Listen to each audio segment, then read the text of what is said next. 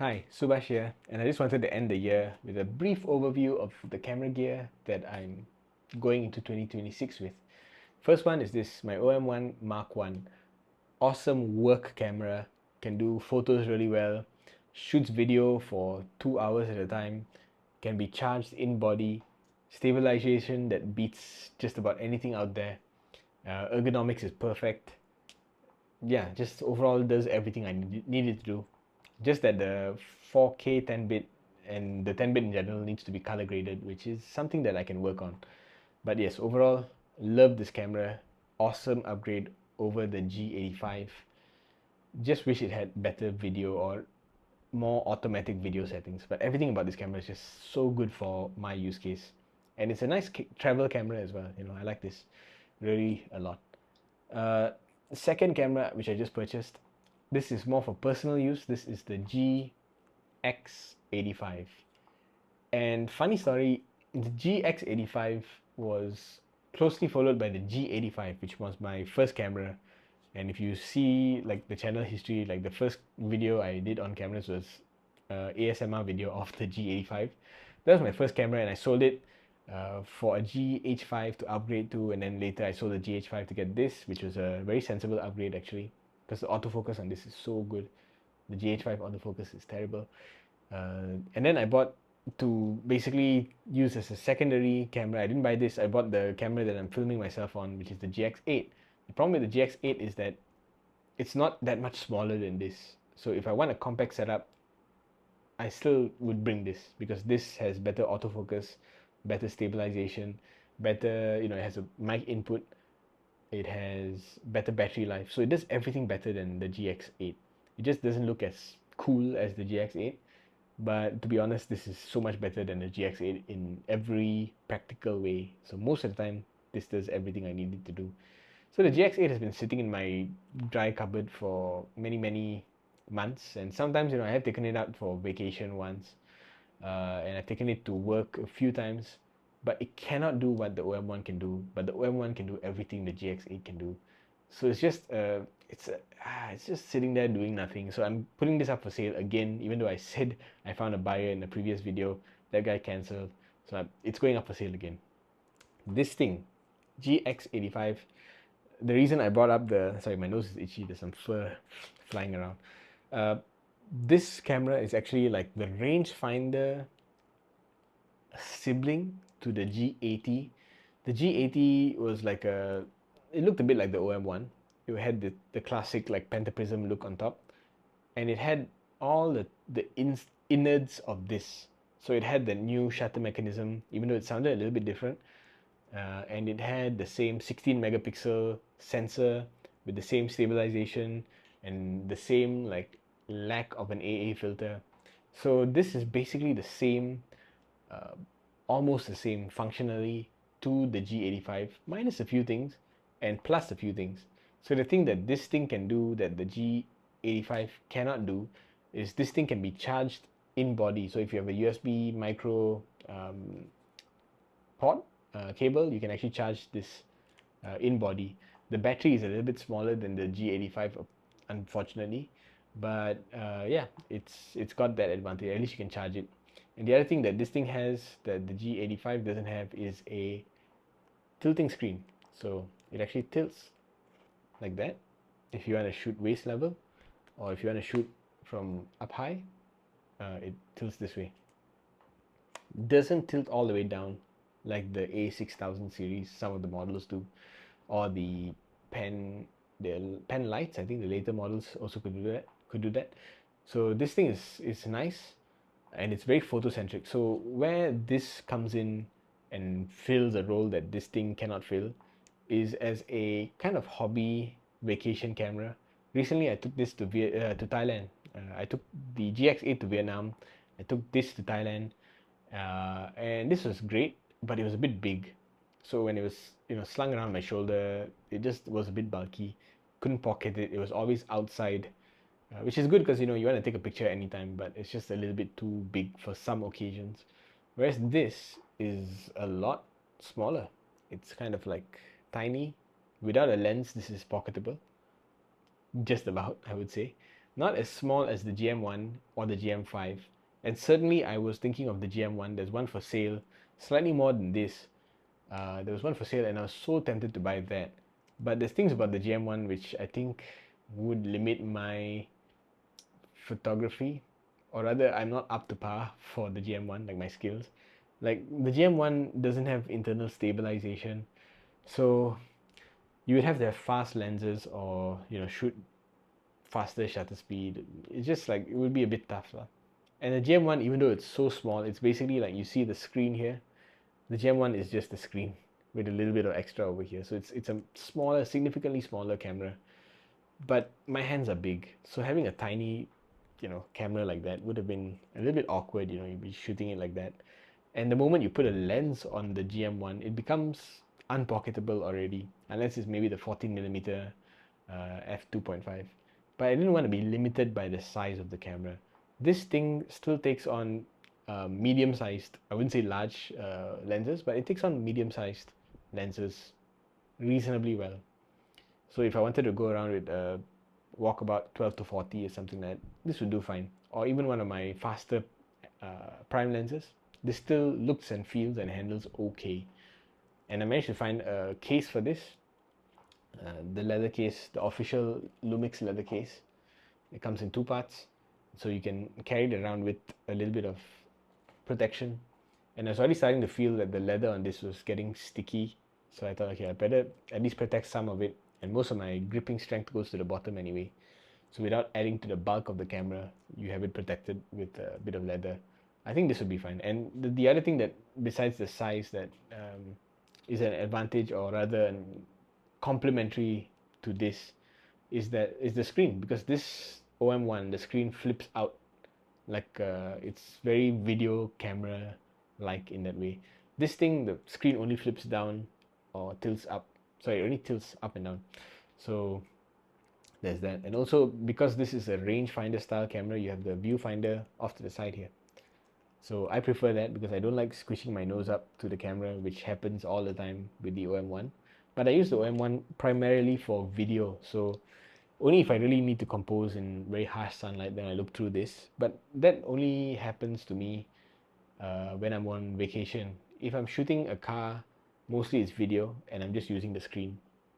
And it's not really time sensitive, so I can just pull it out and like shoot it like that, or flip it and then frame everything up nicely. So the viewfinder on this, even though it's good, I don't really use it that much except for when I'm on vacation. So I was just thinking, if I'm going on vacation, then I want something like this, because when I do use the viewfinder for the harsh sunlight shots, it's all the way up here. It doesn't interrupt, doesn't get in the way of my nose or anything like that. And if I'm going to do a bit of street shooting, the tilting screen would work really well. So yeah, I do think this is a very good complementary package to the OM1, and you could easily bring both on a trip because they're both kind of light, kind of small, and they use the same lenses. And then on the day, you can look at whether you need a weather sealed package with a bigger lens, or if you just want to walk around the street and you have a leather case for this, so it's kind of covered from the elements until you can take it and put it in your backpack. So yeah, I like the GX8E5, GX85 more than I think the GX8, because the GX8 just does whatever the OM1 can do but worse. OM1 can do everything the GX8 can do but better. So the GX8 is back on sale again, and hopefully someone buys it off me. Now let's talk about the lenses that I'm taking into 2026. So the main work lens is this thing. I think I've mentioned it before. This was a gift from my father, the Panasonic Leica 8 to 18. It looks like a big lens, but that's because it's got the cap and the filter on, and the hood was on just now. Once you take everything off, it's actually a very reasonably sized lens, considering the pro grade that it is. So I always keep a CPL polarizing filter on this because I shoot cars mostly, and you have to cut off the reflections on the cars. And this essentially is always what I take for my shoots for my main channel, Autofiles, and I take it on the OM1. So That's what this looks like. And what this is good for, see, the size is perfectly, reasonable, and it doesn't trombone. So if you zoom in or out, the lens doesn't become longer or shorter. It does internally go in and out, but you don't really feel that on the outside. This lens is perfect because when you do the establishing shot, you can shoot in 35 millimeters, and then when you shoot inside the car, in the middle, you mount this, and it's wide enough to have the driver and the front passenger, almost like an action cam. It's not a stabilized lens, and it's an f2.8 and at its widest end, and an f4 at its narrowest end. But that's okay. It's not stabilized, but the OM1 Mark 1 has some of the best stabilization in the world for a camera of this price. So stabilization is not an issue, and on the widest end you don't get the wobbly corners that I used to get on the GH5 when you're at that width, right? And f2.8 for the 8mm is quite fast. The other thing is that 17mm or rather 18mm on this, which is the 35 to 36mm equivalent, even though it's f4 on Micro Four Thirds is actually the lens's sharpest area, like the sharpest and fastest cross section. Essentially, on full frame cameras, lenses used to be sharpest at around f8. With APS-C lenses, it's usually at 5.6. But for Micro Four Thirds, it's f4. So at f4, you're already getting pretty fast or fast enough for outdoor shooting in the daytime. At the same time, it's already at the lens's sharpest aperture, so you don't have to worry about stopping it down. So you can shoot this at its maximum aperture no matter what focal length you're at. And yeah, it's really up to you. You can be at f4 even at 8mm and it'll be fine. So I really like this lens. It's weather sealed, but apparently the weather sealing doesn't work or isn't certified when you combine Panasonic and Olympus. But this is weather sealed and this is weather sealed. Just don't trust that little gap there. They didn't engineer it for cross compatibility. Oh well, it is what it is. I have shot this in the rain and it's perfectly fine as long as it's a light drizzle. Shouldn't affect things too much. Now, that's my main work lens, and I did take this on a work/personal trip once, and it was really, really good. But I felt in that trip that something with a closer focusing, or rather a better telephoto reach, would have been much more desirable, because the work stuff that I do with 8mm, the super wide 8mm, is only for certain videos. When I go on my solo trips, I don't need 8mm. I need 24 maybe, and that's where this second lens comes in, and that's the Olympus 12 to 40 Pro f2.8. So it's 2.8 constantly from 12mm all the way to 40mm, and this lens does trombone, so it does get longer when you zoom in, and it has a manual clutch, so you slide this down and it becomes manual focus. And let's say you're focused all the way into its closest focusing, which is almost macro levels. You can close it, and then you can zoom with the zoom by wire thing. So you can focus by wire, and then when you engage manual focus again, you're back at that minimum focus. So it kind of remembers, it's engineered to be where you leave it, which is quite cool. And this whole lens is made of metal, and I got this lens so cheap. Like this lens, the 8 to 18 was free, so lucky me, thank you Acha. But this lens was not free. This was on sale. Somebody sold it to YL Camera, and it had some scratches, like the cap is slightly damaged. The lens front element has some like weird, like little small marks, but it didn't really affect the photo and video quality. So they sold it for 900 ringgit, and I really love the rendering out of this lens. It's my best, sharpest lens, and yeah, I use it for everything. Yeah, just about everything except for work when we have to shoot two people. Then the 12mm is not quite wide enough. And I also always have a CPL filter on this just because I shoot cars a lot. And I don't really use the lens function button much, but I have mapped it to something. I just can't remember what. And yeah, comes with a lens hood, which is a bit bulky to be honest, but usually just store it in reverse and use it. So that's my personal walkabout lens, the everyday carry, I guess, the everyday lens. Does everything I need, and f2.8 is plenty bright enough. I don't even step it down to f4, even though theoretically that's where it should be, a little bit bright, a little bit sharper. Just don't bother because it's not getting paid for my photographs anyway. So those are the two everyday zooms. I have this zoom as well, which is also a gift from my father for my, I can't remember what birthday it was, but he gave me this. This is the 12 to 200 super zoom. It's, for now, I want to see if I can trade this up to a 40 to 150 Pro, because that would be what's missing in my lineup. I have 8 to 18, I have 12 to 40. I would like a 40 to 150 or 40 to 200, but I don't really want to sell this unless I can get that trade, because to get a 40 to 150, or sorry, I think it's a, yeah, 40 to 150 f2.8 would be really nice, but those things are like 4,000 ringgit used, and I don't think this thing can fetch much. It can probably fetch 2k at most, but otherwise I'll just keep this because this is really good as a single lens hiking slash yeah, outdoorsy lens, because it's weather sealed.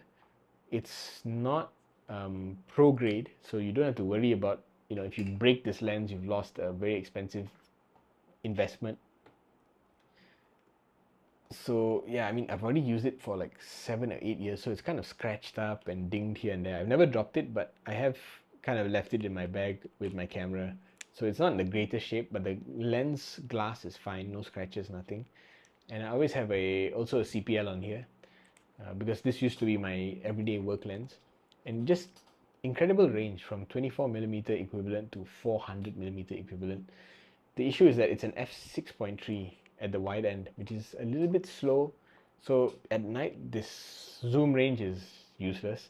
But in the daytime, if you're outdoors, hiking and stuff, this lens is like everything you need for outdoor travel. Just not the sharpest, and the bokeh is just so ugly. I shot a couple of shots with a few shots with bokeh, and the bokeh was not nice. But as a general all-purpose super zoom lens, it's an incredible um, kit. I would hesitate to sell this unless I can get that 40 to 150 alternative. But otherwise, you know, I'm going to climb a mountain next year, and this is going to come with me because I can shoot my landscapes and I can shoot wildlife, and I don't have to worry about damaging this thing because it was a free gift, partially, but also because it's not essential to my work anymore, and it's served its life. Like, it's shot 1,000, 10,000 photos at this point, and yeah, it's a kind of hardy lens anyway. It's plastic, but it's well built, and yeah, I'm just not afraid of bringing this because it's not that, you know, work lens, expensive, important lens. Yeah, it's really dinged up already. But yeah, I wouldn't hesitate to upgrade this to the 40 to 150. But if I'm traveling, like, I can imagine bringing this 40 to, sorry, 12 to 40, and then bringing the 40 to 150, and then I'm carrying two things and I'm swapping between lenses. If you're hiking, that's kind of troublesome. So maybe just leaving this on during a hike would be a better idea. Might do that actually. Okay, so those are my zoom lenses that I've kept for 2025 going into 2026. Now let's talk about my prime lenses. And I cycled through a lot of primes and zooms this year, but these are the ones that I've settled on. And some of these are very recent purchases, and some of these I'm still not completely sold on. So let's start with the one that I've been pining over. The one I pined over for a long time was the 9mm Lumix Leica f1.7. This lens is kind of unique because it's so wide, 9mm, and it's kind of fast, 1.7, and it's so lightweight. This is pure plastic, nothing fancy, no switches, no metal dial, no focusing ring, nothing. Not even a focus switch, to be honest. But it's so light and so wide and so high quality in terms of the image that I just couldn't say no. And I was thinking about buying this for so long, but it was like 2,000 ringgit. And then the guy who sold me the OM1 said like, oh, I have a open box condition one that he wanted to sell for 1.5. So I thought that's cheaper than the market rate. So if I don't use it, I'll sell it. But I did end up using it a little bit, but I'm not convinced that I will keep this because I mean, if I'm solo vlogging, I don't need 9mm. It's just a little bit too wide. It's like you've got too much in the background and even shooting cars with a 9mm, the interior just feels a little bit unnatural shooting with this. So I've just been struggling to find use cases for this. It's a potentially very good vlogging lens, um, but I'm just not totally convinced that I want to switch out a lens to this just to vlog. It just feels a little bit weird. So I mean, if I can sell this for what I bought it for, I would happily sell it. I've also got a 55mm UV filter on this. Uh, don't really like stacking filters on this thing too much. It just comes across as a bit weird once you start stacking up filters. And I don't know. I feel like without the hood, without the filters, the lens just operates and handles so much nicer. But because it's an f1.7, you kind of need to put an ND filter on there sometimes. So I don't know. I mean, you're not going to get your background blur anyway at f1.7. So this is, maybe I might sell this next year. If I can get a good price, I'll sell it. The next one, which is quite a recent acquisition, is this, my 17mm Olympus f1.8. And the reason why this is now in my lens collection is because I sold two lenses, two pancake lenses from Lumix, the 14 f2.5 and the 20mm f1.7. I really liked those lenses. I bought the 14mm twice. I liked it so much. Very contrasty image and super light, like 100 plus grams lens. So nice image, nice handling, nice looks from the 14mm. And the 20mm, it was very sharp and very also nice handling and nice looking. But the problem with both of those lenses is that, well, for me, the 14mm just, I didn't like the focal length that much. 14 was just, it's 28mm equivalent. Just felt a little bit too wide, I think. Just didn't enjoy shooting cars with the 14mm. And just from some of the experiences I had with selfie vlogging, I think 14 was fine in terms of how wide it is for selfie vlogging, but I just didn't like some aspects of how it rendered, especially on Olympus cameras. I don't know, it just wasn't for me. And also, it just felt very plasticky and light. But if another one comes up for cheap, I might buy it, but still, I'm not so sure. 40mm is just not my focal length of choice. And most of the time, I think the biggest issue with the 14mm is that I don't want to have that focal length as the thing that is stuck to my camera all the time. If I have the 14mm on my camera at the start of the day, I can guarantee that within an hour or two, I'm switching to something that's a little bit tighter. And usually the 20mm would just stay on the body the whole time. And the problem with the 20mm is that it's such a single use lens. People say like, oh, it's slow to focus, but it's more than that. It's slow to focus, that's one. Two, it can't do continuous autofocus when you're in photo mode. So if you're in photo mode, single autofocus or nothing. Third is you want to do manual focus, but it's manual focus by wire, which didn't feel very good. And yeah, you got focus aids on your screen, but it's still not the best feeling manual focus lens. And yeah, I think basically that's it. You just basically cannot use it for video at all because the autofocus is just not reliable. And for photos, it's very limited because it's single point autofocus only. So after some hesitancy, I just decided to sell it off and replace it with this. This is the 17mm, and 17mm is, I think, the best compromise because yeah, I don't like 17mm. I don't like 35mm so much, and I already have that 18mm, 8 to 18mm equivalent, right? But there are some reasons why I would be willing to compromise and use this. The first is that 17mm is still suitable for vlogging, believe it or not. I mean, like, let me just try it right now. Yeah, that's about 17mm. Now, if I'm holding this at arm's length, I think that's still a perfectly usable image. Of course, it's nicer if it's out here, but that is completely fine. So it's still a good compromise. It doesn't have to be as wide as 14. And for photos, I prefer having 35 over 14, even though 35 is still not my favorite. And by 14, I mean 28 because of the equivalence. I would have liked it if this was a 20 millimeter, but everything else was still the same. I would have loved this lens. But you know, it's between this and the 15 millimeter Leica f1.7. I still think I would choose this. Number one, the price. On the used market, this is like 600 to 700 ringgit. Some are a little bit more expensive, but I think that's very, very reasonable. It's the same price as the 20 millimeter f1.7, but with this, you get continuous autofocus for both video and photos. It's a little bit thicker than the 20 millimeter, but not by much. It's actually a bit shorter than the 15 millimeter. So it's that nice compromise in terms of size. And serendipitously, if I put this onto my GX85, what's really cool or a nice surprise is that the markings are all kind of matched, like the font, the white font markings here with the white over here, the red dot over here with the red record over here, and the chrome accents here and there kind of line up with the chrome dot over here and the lens release. So color matching the Olympus to this Lumix is just perfect. And on top of that, the thing that I was surprised by the most was that this case, which was custom made for the, not custom made, but like made for the pancake lenses like the 20mm f1.7, actually fits this 17mm perfectly. So without the lens cap, it's actually a perfect fit.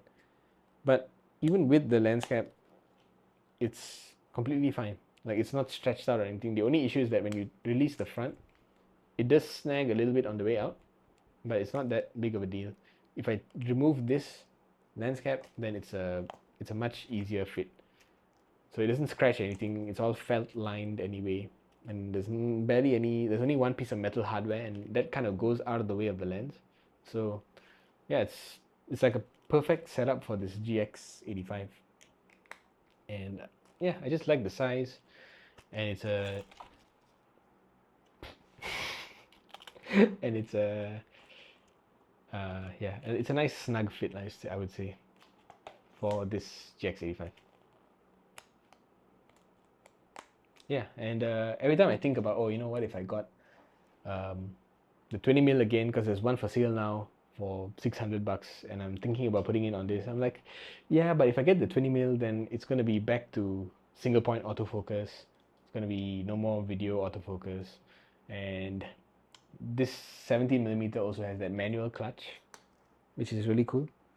So on this thing, unlike the other pancake lenses, you can actually just push this back and then select your focus point, and then you'll be stuck there in manual focus.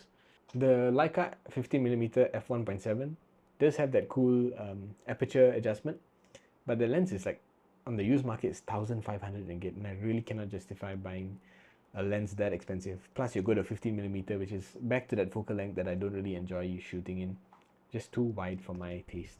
So this 70mm f1.8, fast, just the right width for vlogging, selfie vlogging, and to be honest, as a walkabout street camera for travel, I think it's the perfect focal length.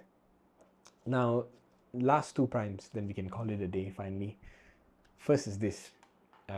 I really wanted a fast prime that I could use to shoot these kind of videos with a blurry background and without cranking the ISO up so much, because I had one bad experience with the 12 to 40 at f2.8. My ISO was still shooting really high in a professional video that I did, and it just didn't look good, but I had to go with the results.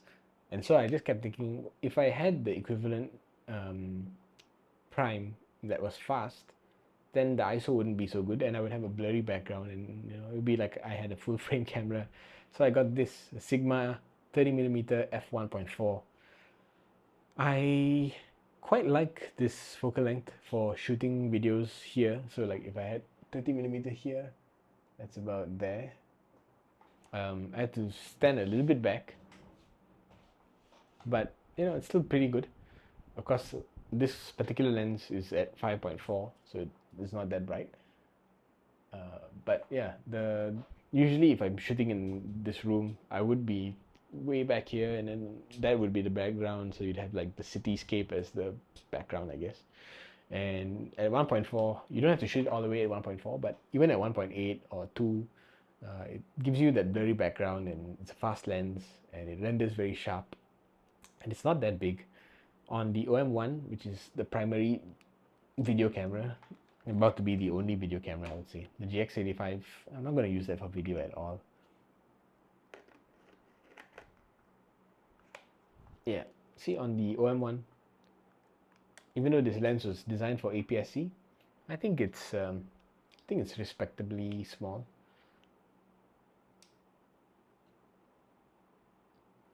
Yeah, it's a nice lens, I have to say. The issue I have is kind of a stupid issue, and that is that I don't have that many 52mm filters. So I do have a UV filter which is on here, and I think I have a CPL filter somewhere. So I don't know, I'm not really a 52mm filter sized person.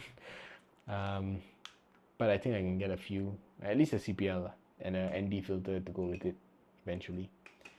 So yeah, I got that, and I got this pretty cheap for I think 750, and I got this at 750 alongside its sibling, this thing, the 56mm f1.4.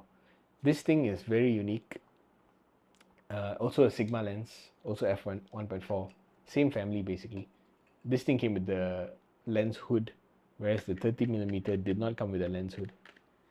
And this thing is just nice, especially how it looks on the OM1. It's the chunky boy with those can't really see it, but the bokeh blades, the aperture blades are very cool looking, I would say. Let me see if I can show you.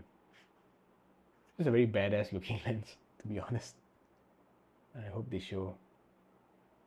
I hope it shows on the camera, but yeah, it just looks very cool. And the pictures, more importantly, it's the pictures, right? The portraits that it takes, even of my cats and stuff, it's just so sharp. Very nice bokeh, and yeah, very nice handling this lens. Um, Unfortunately, the two Sigma lenses I almost regret buying. Firstly, because I think the size, like even though this is kind of okay sized for the OM1, it's you can tell that it's not really Micro Four Thirds sized, because there are like the Olympus f1.8 lenses which are all that small, 1.8 that small. So I think what will happen eventually is that I'll get a bit tired of using these lenses, and I'll put them up for sale. Everything except for this, the 17 f1.8. So I'll keep the 17 f1.8, and then I'll sell this, the 30, then I'll sell the 56, and then I will sell the 9. That way I can get rid of the 55mm filterings that I have, filters that I have. I can get rid of the 52mm filters that I have, and then I can focus on 46mm filters for the 17mm f1.8, and then I might just get a 45mm f1.8 and then the 25. So I have that trinity of 1.8s, fast enough for my purposes, but we'll see, because all of that is like more spending, and I'm not going to spend more money unless I can sell those. Then it will be perfect, because then I have these three, not to say small, but rather compact telephoto lenses, which, they're not that big, they're like tiny, they fit my hand very well. And to be honest, this thing, I don't know, if I can get the 40 to 150, then that's 3 telephotos that cover the entire range that I would realistically need. And then I would have 3 small primes, the 18, maybe the 12, but the 12 is a bit expensive. If I can get a 12, then even better, right? But yeah, the 17, the 25, and the 45, all around that small. The primes would be on the GX85 most of the time, and then if I want to shoot a video, I'll use the 25 or the 17.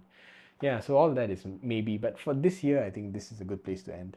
You know, I've got my fast primes, I've got my general purpose zooms, and I've got my workhorse video, and I've got my travel photo camera all set up.